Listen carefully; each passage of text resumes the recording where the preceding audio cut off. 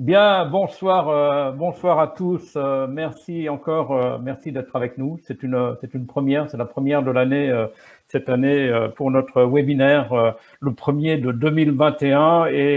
Tout d'abord au nom de Biotech Finance, en notre nom à tous et en celui d'Antoine, mais il le dira lui-même. Je vous souhaite une très très belle année 2021 qui promet d'être assez remuante, on va dire, sur plein de thèmes. Bon, alors, merci encore d'être avec nous. Cette année, c'est une année tout à fait particulière pour Biotech Finance parce que nous avons décidé de faire venir chaque semaine, chaque mardi soir, un investisseur international ou national ou qui viendra commenter l'actualité ou présenter sa stratégie d'investissement ou son actualité d'investissement. Donc, dans le secteur des biotech et health tech, évidemment.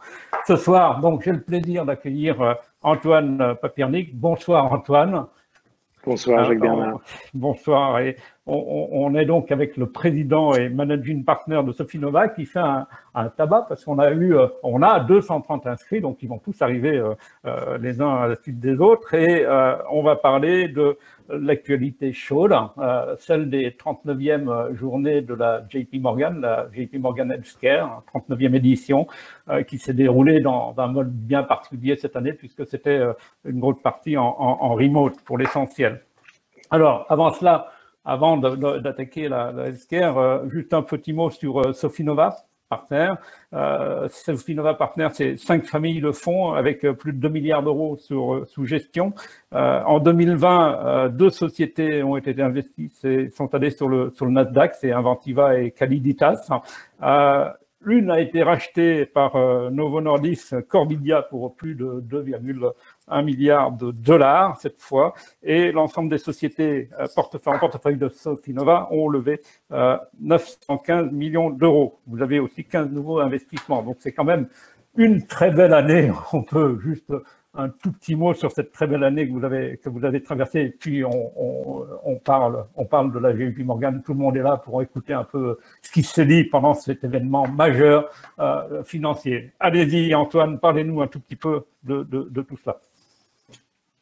D'abord, bonne année à tous. Effectivement, 2020 était compliqué et en même temps incroyable, un peu schizophrénique en ce qui nous concerne. Alors, je vois un message de quelqu'un qui dit que mon image est de très mauvaise qualité, donc désolé, mais là, je peux faire plein de choses, mais ça, je ne peux rien faire. Et donc, même si je suis sur Zoom, Teams, tous les possibles vidéos depuis ce matin, apparemment, voilà, en fin de journée, c'est un peu souffreteux et ça marche moins bien. Donc, désolé, mais bon. Peut-être que c'est mieux que je sois flou dans ce monde de brut. Donc 2020, année extraordinaire, bien sûr, parsemée d'embûches pour tout le monde. Et en même temps, bon, la biotech sauve le monde, quoi. Donc c'est clair et c'est normal, compréhensible qu'on soit en haut du panier. Tout le monde veut être dans la biotech parce que la biotech sauve le monde. C'est simple comme bonjour. Donc, on est tous là autour de nous dans cette pièce virtuelle, dans le meilleur business dans lequel on peut être. On sauve la vie des gens et on démontre que la valeur qu'on peut apporter en développant des nouvelles technologies, des innovations dans le domaine de la médecine. Donc, bon, voilà. Donc, je pense que c'est incroyable ce qui s'est passé cette année, mais ça a démontré la valeur de ce que nous faisons tous dans ce domaine.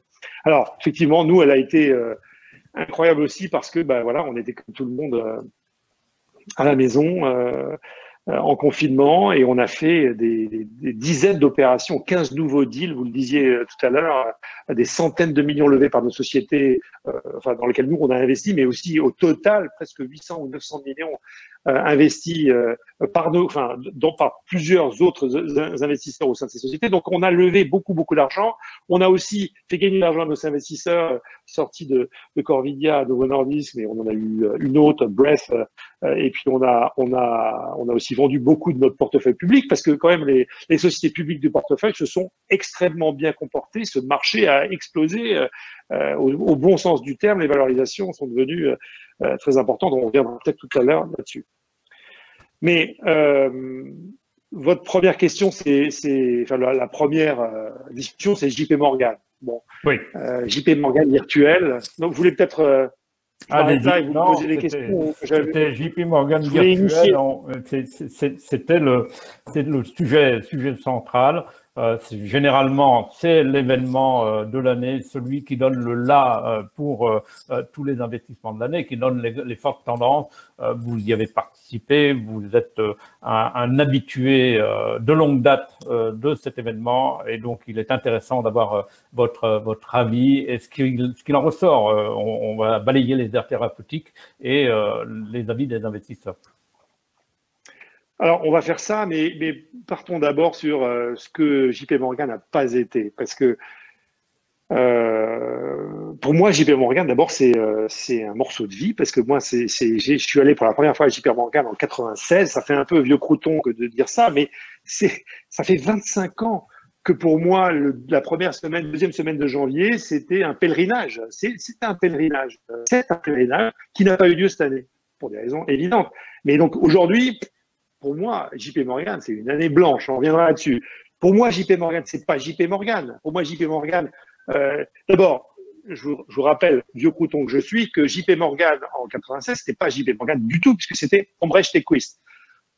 C'était une petite boutique qui s'appelait Ambrecht & Quist et qui avait développé cette conférence au démarrage pendant un certain nombre d'années, pendant, je dirais, au minimum 15 ans de ces 15, voire 15 de ces 39 ans. J'ai oublié la date à laquelle Chase, d'abord, a racheté Ambrecht & Quist, et puis Chase s'est fait racheter par JP Morgan. Et d'ailleurs, pendant quelques années, c'était assez chic de dire « je vais à H&Q » et te rattraper. Ah non, pardon, JP Morgan. Ça a été chic jusqu'au moment où ça a été vieux crouton, si vous voyez ce que je veux dire. C'est-à-dire que ça fait longtemps que les gens ont oublié que ça s'appelait Ambrecht & Quist. Mais pour moi, j'étais jeune investisseur, donc j'étais à l'époque pas chez Sofinova, à la Caisse des dépôts et consignations en 96, et puis je suis parti à JP Morgan et j'en avais plein les yeux, quoi. Et effectivement, là, j'allais à JP Morgan. J'allais religieusement, je parlais de pèlerinage, chercher mon badge. J'allais dans les corridors de Elizabethton, c'est le corridor au premier étage de cet hôtel Westin.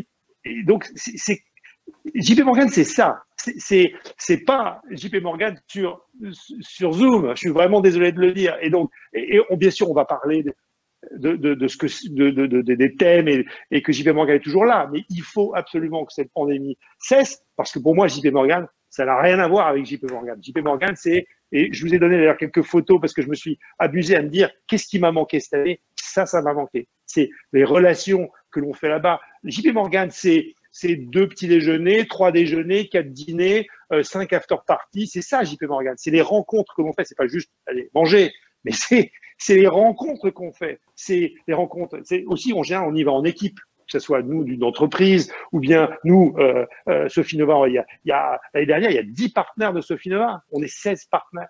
10 partenaires qui sont partis. C'est énorme. Donc, on y fait la fête le mercredi soir au Press Club, Sofinova Partners et nos cousins américains ont fait la fête. Et ça fait depuis 25 ans qu'on fait, enfin oui, ça fait 23 ans, je pense, qu'on fait la fête. Donc ça manque énormément et ça manque à tout le monde, dans tout le monde entier, puisque les relations interpersonnelles sont ce qui fait la saveur de notre vie. Bon, ça, cette année, sans saveur.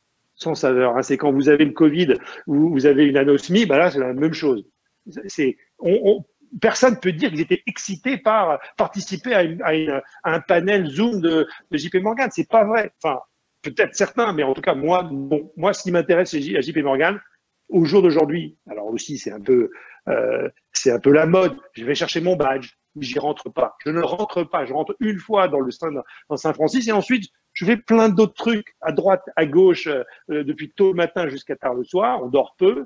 Mais JP Morgan, c'est ça. Et c'est 25 ans d'interaction. En 25 ans, non, c'est pas vrai, c'est 24 ans d'ailleurs, parce que je ne suis pas parti à JP Morgan en 2000, puisque mon fils est né le 1er janvier 2000 et que je pensais que c'était une mauvaise idée que de partir 6 jours après sa naissance. Mais c'est la seule incartade que j'ai fait à JP Morgan depuis 25 ans. Bon, voilà, je m'arrête là pour savoir si ça vous génère des questions. Voilà, et donc c'est une façon aussi quand on est présent et qu'il y a du monde, de palper l'ambiance et de mieux sentir les tendances et les envies des investisseurs.